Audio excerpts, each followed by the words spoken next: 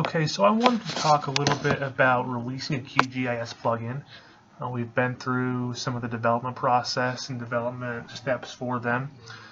So when you have one that you're happy with and you want to release it so that you can use it in QGIS or you can pass it on to others, there's actually quite an easy process to do that. So right here I'm at the QGIS documentation, the PyQGIS Developer Cookbook.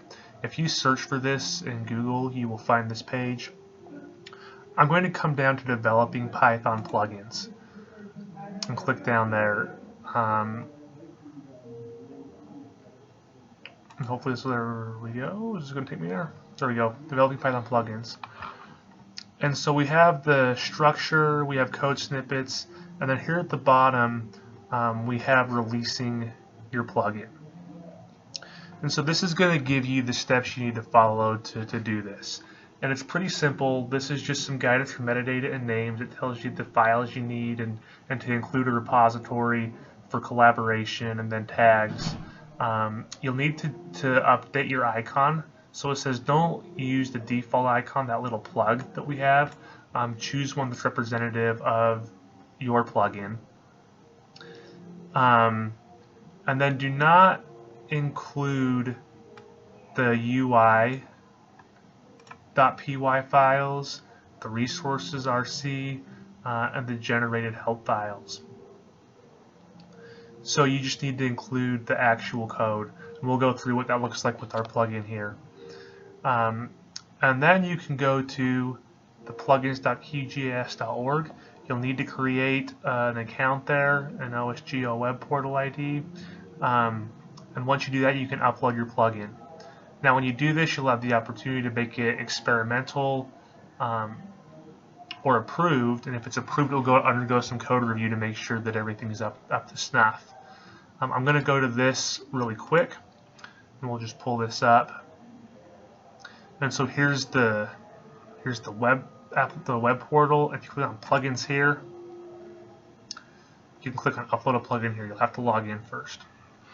And so that's where you can upload your plugin, and once you do that, it'll be findable when you go to your QGIS plugins. So what I'm going to do, let's go to our buffer clip plugin and just take a look at what we're going to need. So we have this metadata.txt. We're going to need that. That's required. So I'm just going to open that up in Notepad,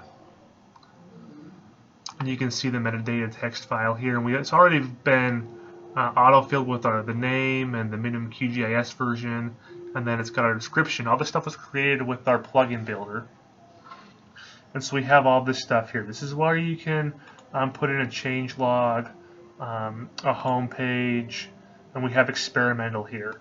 So if you make this false, that's when your plugin needs to be approved, and that's when it'll undergo some code testing before it's released.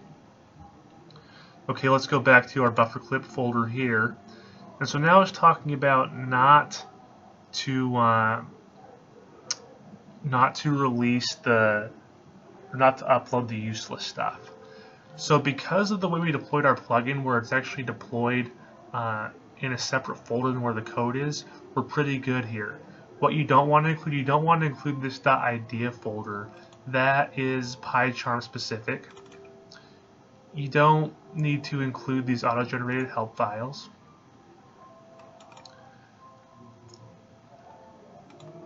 And you probably don't need to include those scripts. We can actually go back over here, and this will give us exactly what we need.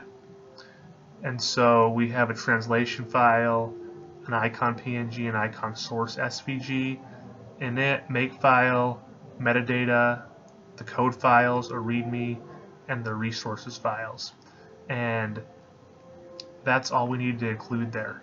And so if you take a look at our folder here, just see if I can put these things halfway here, slide over.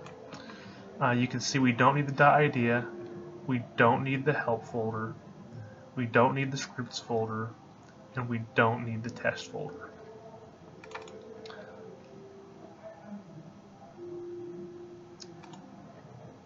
All we need is the code that's here, in this I18N folder, and then we'll have an IMG folder that has our plugin information in it.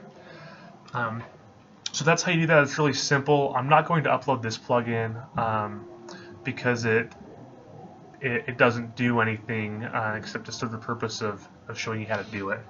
But that's exactly how you can upload a plugin. If you have questions, please let me know, and I'll do my best to help you out with those. Once again, thanks for watching, and good luck with your plugin development.